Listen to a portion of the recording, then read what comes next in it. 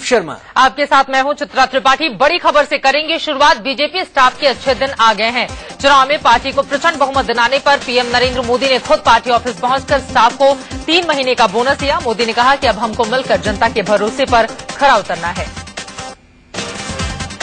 BJP office में PM Narendra Modi ने पूर्व प्रधानमंत्री अटल बिहारी वाजपेयी को याद करते हुए कहा कि जब अटल जी बतौर पीएम पार्टी ऑफिस आए थे तब मैंने उनका स्वागत किया था। आज आप मुझे वही सम्मान दे रहे हैं। पीएम नरेंद्र मोदी ने कहा कि अटल जी के ऑफिस आने पर उन्होंने खुद कुर्सियां लगाई थी। उन्होंने अटल जी के साथ गुजारे समय को बीजेपी कार्यकर्ताओं मुझे वही सम्मान दे रहे हैं। पीएम नरेंद्र मोदी ने कहा कि अटल जी के ऑफिस आने पर उन्होंने खुद कुर्सियां लगाई थी। उन्होंने अटल जी के साथ गुजारे समय को बीजेपी कार्यकर्ताओं के साथ साझा किया। साथ ही मोदी ने कहा कि बीजेपी ऑफिस में गुजारे दिन उन्हें आज भी याद हैं। मोदी ने कहा कि वो बीजेपी ऑफिस के कर्मचारियों और कार्यकर्ताओं का अभिनंदन करते हैं। उन्होंने कहा कि चुनाव के समय कई बार आपको डांट भी पड़ी होगी, आपने काफी कुछ झेला होगा, लेकिन आप लोगों की मेहनत ही रंग लाई। पीएम मोदी ने कहा कि वो पार्टी ऑफिस इसलिए आए हैं कि कर्मचारियों से मिलकर उन्हें प्रेरणा और ऊर्जा मिल सके। उन्होंने कहा कि अपनी जड़ से लगातार जुड़े रहना ही अच्छा होता है। पीएम बीजेपी ऑफिस में करीब 1 घंटे 50 मिनट तक रहे। प्रधानमंत्री नरेंद्र मोदी ने कार्यकर्ताओं को नसीहत देते हुए कहा कि आप लोगों के लिए काम करें तो लोग आपसे कभी नाता नहीं तोड़ेंगे। उन्होंने कहा कि वो जनता का विश्वास टूटने नहीं देंगे। प्रधानमंत्री नरेंद्र मोदी ने केंद्रीय कार्यालय पहुंचकर सबसे पहले पंडित दीनदयाल उपाध्याय की मूर्ति का माल्यार्पण किया। उनके साथ पार्टी अध्यक्ष राजनाथ सिंह मौजूद रहे। मनाली पुलिस का दावा है कि गैंगरेप के 2 आरोपियों ने अपना गुनाह कबूल कर लिया है। ये आरोपी कोर्ट में मुकर न जाए इसलिए पुलिस पुख्ता सबूत जुटाने में लगी हुई है। हालांकि गुनाह कबूलने वाले दोनों आरोपियों के नाम पुलिस नहीं बता रही है। गैंगरेप के बाद 2 चचेरी बहनों का कत्ल कर पेड़ से लटकाने के इस मामले में पुलिस ने सभी 5 आरोपियों को गिरफ्तार कर लिया है। इनमें 3 भाई हैं जबकि 2 सिपाही भी इस वारदात में शामिल थे। दोनों सिपाही बर्खास्त किए जा चुके हैं। बीएसपी सुप्रीमो मायावती ने बदायूं जाकर पीड़ित परिवार से मुलाकात की और घटनास्थल का मुआयना किया। मायावती ने कहा कि सूबे में जंगल राज है और पीड़ित परिवार पर केस वापस लेने का दबाव बनाया गया। उनके ऊपर ये दबाव बनाया जा रहा था कि आप ये जितना भी कसूर है आप अपने ऊपर ले लो, और इतना ही नहीं उन बच्चियों को बदनाम करने की भी कोशिश की जा रही थी। जो दोषी लोग थे उनको बचाने की पूरी प्लानिंग थी इनकी। मायावती ने गैंगरेप कांड को लेकर एसपी सुप्रीमो मुलायम सिंह यादव पर जोरदार हमला बोला। माया ने कहा कि मुलायम सिंह के बयान से अपराधियों के हौसले बुलंद हुए हैं। मुलायम ने मुंबई गैंगरेप पर बयान दिया था कि लड़कों से गलतियां हो जाती हैं। बदायूं में मायावती ने बड़ा बयान दिया। मायावती ने कहा कि प्रदेश में अपराधियों के हौसले बुलंद हैं और सूबे की सरकार ज्यादा दिन टिकने वाली नहीं है। साल भर के अंदर यहां चुनाव होंगे और बीएसपी की सरकार बनेगी। ये सरकार ज्यादा दिन चलने वाली नहीं है। 1 साल के अंदर अंदर अपनी करतूतों से, अपनी कमियों से तो ये सरकार खुद ही चली जाएगी। मायावती ने यूपी सरकार और पुलिस प्रशासन को धरने की चेतावनी भी दी। उन्होंने कहा कि पीड़ित परिवारों को अगर परेशान किया गया और सुरक्षा नहीं दी गई तो मैं दिल्ली, लखनऊ छोड़कर यहीं बदायूं में धरने पर बैठ जाऊंगी। मायावती ने पीड़ित परिवार के लिए मदद का भी ऐलान किया है। बीएसपी की सेंट्रल यूनिट की तरफ से दोनों बच्चियों के पिताओं को 5-5 लाख की आर्थिक मदद दी जाएगी। बदायूं में बीएसपी सुप्रीमो मायावती के आने की खबर सुनते ही प्रशासन ने गांव के ही नाबालिग बच्चों को हेलीपैड तैयार करने के लिए लगा दिया। मीडिया में खबर आते ही अधिकारी जवाब देने से बचते दिखाई दिए। वह इस मामले पर मायावती ने चुप्पी साधे रखी। हालांकि बीएसपी के वरिष्ठ नेता नसीमुद्दीन सिद्दीकी ने सफाई देते हुए कहा कि हेलीपैड का इंतजाम करना प्रशासन का काम था। उन्होंने कहा कि वहां पानी भरने की वजह से उसे सुखाया गया था। कांग्रेस नेता मीरा कुमार ने भी बदायूं जाकर पीड़ित परिजनों से मुलाकात की। इस मौके पर मीरा कुमार ने कहा कि यूपी में बहन बेटियां सुरक्षित नहीं है। ऐसा विकास नहीं चाहिए जहां सुरक्षा ना हो। केंद्रीय मंत्री और एलजेपी सुप्रीमो रामविलास पासवान कल बदायूं जाएंगे और गैंगरेप पीड़ित परिवार से मुलाकात कर पूरे मामले के बारे में जानकारी लेंगे। पासवान के साथ उनके बेटे और सांसद चिराग पासवान भी बदायूं जाएंगे। बदायूं से समाजवादी पार्टी के सांसद धर्मेंद्र यादव ने भी पीड़ित परिजनों से मुलाकात की। उन्होंने कहा कि यूपी सरकार पीड़ित परिवार को इंसाफ दिलाने के लिए सजग है, इसीलिए पुलिस ने तुरंत कार्रवाई करते हुए 5 आरोपियों की गिरफ्तारी की। बदायूं कांड को लेकर केंद्रीय मंत्री उमा भारती ने समाजवादी पार्टी के सुप्रीमो मुलायम सिंह यादव पर निशाना साधा। उन्होंने कहा कि मुलायम के बयान से ही बलात्कारियों का हौसला बढ़ा हुआ है। प्रकार से निर्भया केस, जो मुंबई का निर्भया केस था, उसके बलात्कारियों को फांसी की सजा के बाद में जो प्रतिक्रिया दी थी, उसी का परिणाम है कि यहाँ बलात्कारियों के हौसले बढ़ गए।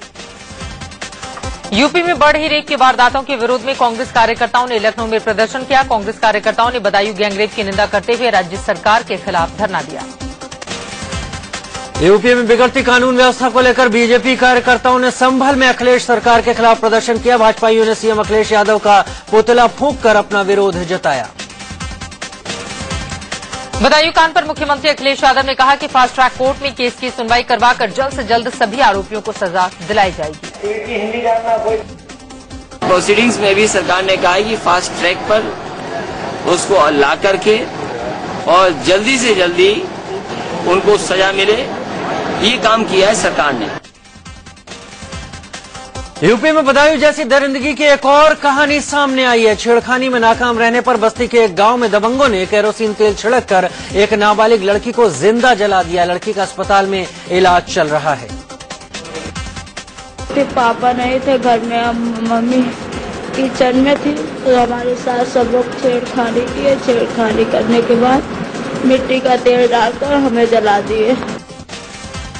कप्तानगंज के भरवलिया गांव में 7 दबंगों ने घर में घुसकर 9वीं में पढ़ने वाली लड़की के साथ पहले छेड़खानी की और फिर आग के हवाले कर दिया। किचन में काम कर रही मां जब तक दौड़ी तब तक लड़की आग की लपटों में घिर चुकी थी। लड़की अस्पताल में जिंदगी की जंग लड़ रही है, लेकिन पुलिस लीपा पोती में लगी हुई है। पुलिस के इस रवैये से आहत पीड़ित लड़की अब इच्छा मृत्यु मांग रही है। के बाद में हमें इच्छा मृत्यु दे दे, हम मर जाएंगे, हमें कोई फिक्र नहीं है, हम नहीं जीना चाहते हैं। दरअसल शुरू से ही पुलिस इस मामले को रफा दफा करने में लगी हुई थी। पुलिस ने एफआईआर में सिर्फ जलाने का जिक्र किया, छेड़खानी के मामले को दबा दिया। पुलिस इसे जमीन विवाद बता रही है और 7 में से सिर्फ 3 आरोपी ही पकड़े गए हैं। यूपी में गैंगरेप की वारदात का सिलसिला थमने का नाम नहीं ले रहा। बलरामपुर में एक नाबालिग लड़की से गैंगरेप का मामला सामने आया है। लड़की घर से बाहर गई हुई थी, जहां 2 लड़कों ने सुनसान में ले जाकर उससे गैंगरेप किया। नाबालिग के घर वालों का आरोप है कि पुलिस ने शिकायत दर्ज करने में आनाकानी की। बाद में मीडिया के बढ़ते दबाव के बाद मामला दर्ज किया गया। उधर कानपुर के कल्याणपुर इलाके में नाबालिग से रेप की कोशिश का मामला सामने आया है। 7 साल की मासूम जब घर में अकेली थी तो पड़ोसी सतीश ने उसके साथ रेप की कोशिश की। पीड़ित के माता पिता जब घर पहुंचे तो मासूम ने वारदात की जानकारी दी। आरोप है कि इन्हें रात भर थाने में बिठाकर रखा गया और फिर धमकी देकर भगा दिया गया। यूपी पुलिस की वर्दी पर एक और बड़ा दाग लगा है। कानपुर देहात के राजपुर में एक अंडर ट्रेनिंग दरोगा ने पड़ोस की रहने वाली एक लड़की के घर में घुसकर रेप की कोशिश की। घर वालों ने आरोपी को पकड़कर पिटाई की और उसके बाद उसे पुलिस के हवाले कर दिया गया। अपने ही विभाग पर दाग लगने के बाद पुलिस तुरंत लीपापोती में लग गई, लेकिन मीडिया और घर वालों के दबाव में पुलिस को मामला दर्ज कर उसकी गिरफ्तारी करनी पड़ी। हालांकि पुलिस के मुताबिक लड़की ने खुद आरोपी को घर पर बुलाया था। बदायूं और बस्ती का मामला अभी शांत भी नहीं हुआ है कि अब मेरठ से एक शर्मसार करने वाली घटना सामने आई। पुलिस ट्रेनिंग स्कूल के डीआईजी देवी प्रसाद श्रीवास्तव पर एक महिला दारोगा ने छेड़खानी का आरोप लगाया है। आरोप है कि डीआईजी ने छेड़खानी के अलावा अश्लील शब्दों का भी इस्तेमाल किया। डीआईजी के खिलाफ विभिन्न धाराओं में मामला दर्ज हुआ है। तमाम दावों के बावजूद यूपी में महिलाओं के खिलाफ वारदात रुकने का नाम नहीं ले रही। मुजफ्फरनगर में छेड़खानी के विरोध पर एक दबंग ने मंदिर की पुजारिन को पीट कर अधमरा कर दिया। यूपी के गोरखपुर में एक लड़की के साथ गैंगरेप किया गया। वारदात को उस वक्त अंजाम दिया गया जब युवती रात के अंधेरे में शॉर्ट्स के लिए जा रही थी। मामले को तूल पकड़ता देख पुलिस ने तीनों आरोपियों को गिरफ्तार कर लिया। यूपी के अमरोहा में रेप में नाकाम रहने पर कुछ दबंगों ने युवती की हत्या कर दी। वारदात 19 मई को हुई थी। हत्या का आरोप 4 लोगों पर लगा है। पुलिस पोस्टमार्टम रिपोर्ट के इंतजार में है। यूपी में अखिलेश राज में कानून का खौफ खत्म होता हुआ दिखाई दे रहा है। ताजा मामला इलाहाबाद का है, जहां रेप के आरोपी को पकड़ने गई पुलिस को बैरंग लौटना पड़ा। पुलिस को देखते ही आरोपी ने उस पर बंदूक तान दी। बात बनती न देख उसने बंदूक अपनी कनपटी पर सटा दी और खुदकुशी करने की धमकी देने लगा। उसकी पत्नी ने भी पति का साथ दिया। पत्नी ने केरोसिन तेल छिड़क कर खुदकुशी करने की धमकी दी। अंत में पुलिस की टीम खाली हाथ लौट गई। मुंबई से सटे भाईंदर में दिन दहाड़े 29 साल की एक महिला से गन पॉइंट पर रेप से हड़कंप मच गया। 2 आरोपियों ने महिला को जबरन कार में बिठाया। उसके बाद एक आरोपी ने चुप रहने की धमकी दी और दूसरे आरोपी ने उसके साथ रेप किया। पहले आरोपियों ने महिला को काम दिलाने के बहाने भाईंदर रेलवे स्टेशन के पास बुलाया, उसके बाद उसे कार में बैठाकर वारदात को अंजाम दिया। मध्य प्रदेश के झाबुआ जिले में नाबालिग के साथ रेप का मामला सामने आया है। लड़की के रिश्तेदारों ने धोखे से उसे अपने एक करीबी के हवाले कर दिया। वारदात के बाद से ही आरोपी फरार है। पीएम नरेंद्र मोदी ने मनमानी करने पर बाराबंकी की सांसद प्रियंका सिंह रावत को फटकार लगाई है। पीएम ने पिता को सांसद प्रतिनिधि बनाए जाने पर नाराजगी जाहिर की और उन्हें फौरन पद से हटाने को कहा है। पीएम मोदी ने मंत्रियों और सांसदों को अपने स्टाफ में परिजन और रिश्तेदारों को नहीं रखने की साफ हिदायत दी थी। बावजूद इसके प्रियंका ने अपने पिता को आधिकारिक रूप से अपना प्रतिनिधि नियुक्त कर दिया था। प्रधानमंत्री नरेंद्र मोदी का जादू फेसबुक पर सर चढ़कर बोल रहा है। पीएमओ के ऑफिशियल फेसबुक पेज को महज 4 दिनों में 10 लाख से ज्यादा लाइक्स मिले हैं। केंद्रीय मंत्री उमा भारती ने कहा है कि यूपीए सरकार ने सीबीआई की साख गिराई है। उन्होंने कहा कि सीबीआई को भगवान की तरह माना जाता था, लेकिन सियासी दखलंदाजी के चलते यूपीए ने इसकी साख गिरा दी। सीबीआई एक महान संस्था रही है। भारत में भगवान के बाद अगर कोई किसी का भरोसा करता था तो सीबीआई का करता था। उसकी प्रतिष्ठा खराब हुई यूपीए की सरकार के समय पर। उसका कारण सीबीआई नहीं थी, उसका कारण पॉलिटिकल दखलंदाजी थी, राजनीतिक दखलंदाजी। नरेंद्र मोदी की सरकार में जनता को महंगाई का पहला झटका लगा है। डीजल के दाम में बढ़ोतरी की गई है। आधी रात से डीजल के दाम 50 पैसे प्रति लीटर बढ़ गए हैं। दाम बढ़ने के बाद दिल्ली में डीजल अब 57 रुपये 28 पैसे प्रति लीटर के हिसाब से मिल रहा है। कोलकाता, मुंबई और चेन्नई की तस्वीर भी आपके सामने है। पहले और अब में बढ़ोतरी में साफ अंतर नजर आ रहा है। इलाहाबाद में डीजल के दामों में बढ़ोतरी के विरोध में समाजवादी पार्टी के कार्यकर्ताओं ने रेल रोककर प्रदर्शन किया। एसपी कार्यकर्ता ट्रेन के इंजन पर चढ़ गए और केंद्र सरकार के खिलाफ नारेबाजी की। प्रदर्शन से ट्रेनों की आवाजाही पर असर पड़ा। डीजल की बड़ी कीमत के बाद कांग्रेस को बोलने का मौका मिल गया है। कांग्रेस प्रवक्ता राशिद अल्वी ने तंज कसते हुए कहा कि अच्छे दिन के संकेत मिलने लगे हैं। उधर डीजल की बढ़ी कीमत पर बीजेपी बैकफुट में आ गई है। बीजेपी नेता मुख्तार अब्बास नकवी ने कहा कि विरासत में बिगड़ी अर्थव्यवस्था मिली है, लेकिन धीरे धीरे महंगाई पर काबू पा लिया जाएगा। पीएम नरेंद्र मोदी ने आज उपराष्ट्रपति हामिद अंसारी से मुलाकात की। पीएम बनने के बाद ये उनकी पहली औपचारिक मुलाकात है। काले धन पर कैबिनेट ने जो एसआईटी बनाई है उसकी पहली बैठक कल होगी। बैठक की अध्यक्षता एसआईटी के अध्यक्ष रिटायर्ड जस्टिस एमपी शाह करेंगे। कांग्रेस उपाध्यक्ष राहुल गांधी पर टिप्पणी करना राजस्थान के कांग्रेस विधायक भंवरलाल शर्मा को महंगा पड़ गया। भंवरलाल को कांग्रेस ने पार्टी से निलंबित कर दिया है। दरअसल राजस्थान के सरदार शहर से कांग्रेस विधायक भंवरलाल शर्मा ने राहुल गांधी पर कई तरह के सवाल उठाए। यहां तक कहा कि राहुल को लोकतांत्रिक तरीके से नहीं बल्कि बड़े परिवार में पैदा होने की वजह से पार्टी का नेतृत्व दिया गया। प्रेस काउंसिल ऑफ इंडिया के अध्यक्ष जस्टिस मार्कंडेय काटजू ने समान नागरिक संहिता का समर्थन किया है। उन्होंने कहा कि कॉमन सिविल कोड नहीं होने से मुसलमानों का ही नुकसान हो रहा है। यूनिफॉर्म सिविल कोड न बनाने से मुसलमानों का बड़ा नुकसान हुआ, उनको पिछड़ा रखा गया। इससे उनके कानून में आधुनिकीकरण नहीं हुआ।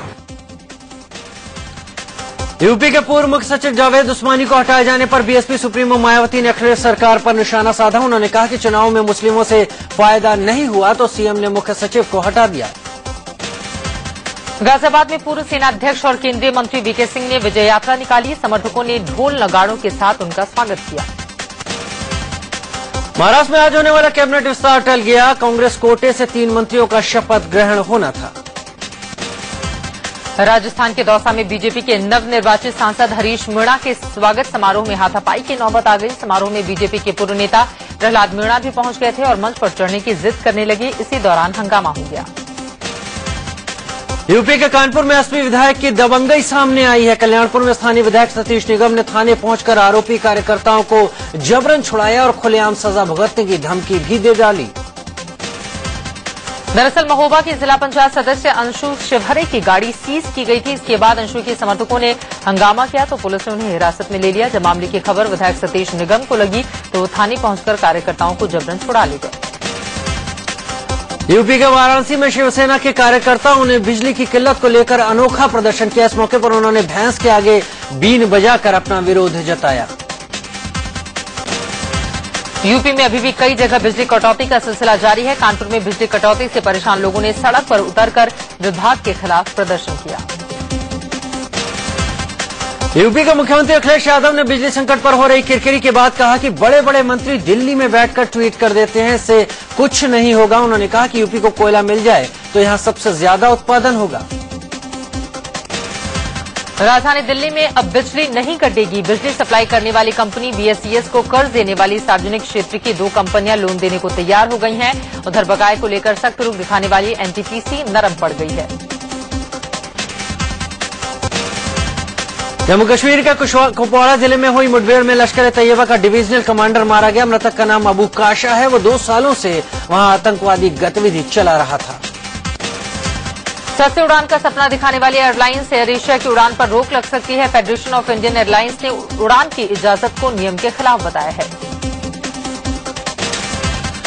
भारतीय रेलवे में बड़े बदलाव। एयरलाइंस एयर एशिया की उड़ान पर रोक लग सकती है। फेडरेशन ऑफ इंडियन एयरलाइंस ने उड़ान की इजाजत को नियम के खिलाफ बताया है। भारतीय रेलवे में बड़े बदलाव होने वाले हैं। भोपाल शताब्दी समेत आधा दर्जन ट्रेनों में एलईडी स्क्रीन लगेंगे, जिससे आप अपने पसंदीदा सीरियल ट्रेन के अंदर भी देख सकेंगे। दिल्ली के स्वरूपनगर इलाके में एक केमिकल फैक्ट्री में भीषण आग लग गई। भीषण आग ने फैक्ट्री के पूरे गोदाम को अपनी चपेट में ले लिया। आग लगने के बाद जोरदार धमाके हुए और फैक्ट्री की दीवारें उड़ गईं। फैक्ट्री के गोदाम में केमिकल से भरे ड्रम रखे हुए थे, साथ ही गैस से भरे सिलेंडर भी थे। केमिकल और गैस की वजह से आग ने विकराल रूप ले लिया। फायर ब्रिगेड की 15 गाड़ियों को आग बुझाने में घंटों लग गए। शुरुआत में तो आग पर पानी के बौछारों का कोई असर नहीं पड़ रहा था और जब तक आग पर काबू पाया गया, गोदाम जलकर खाक हो चुका था।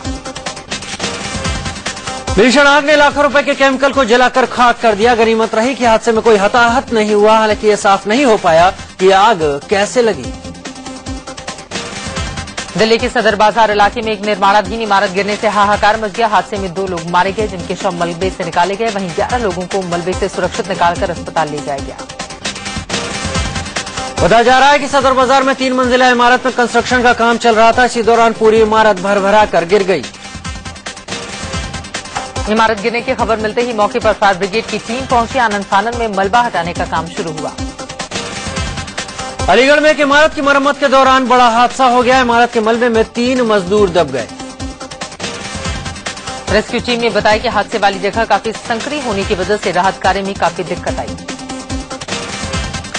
यूपी के बहराइच में कांग्रेस विधायक मुकेश श्रीवास्तव की गाड़ी से कुचलकर एक वकील की मौत हो गई, जबकि 3 अन्य घायल हो गए। वहीं दूसरी ओर यूपी के वाराणसी में हंगामा कर रहे छात्रों पर पुलिस ने जमकर लाठियां भांजी। छात्र यहां डाक सहायक की परीक्षा देने आए थे। एग्जाम सेंटर पर अव्यवस्था को लेकर उनका गुस्सा फूट पड़ा।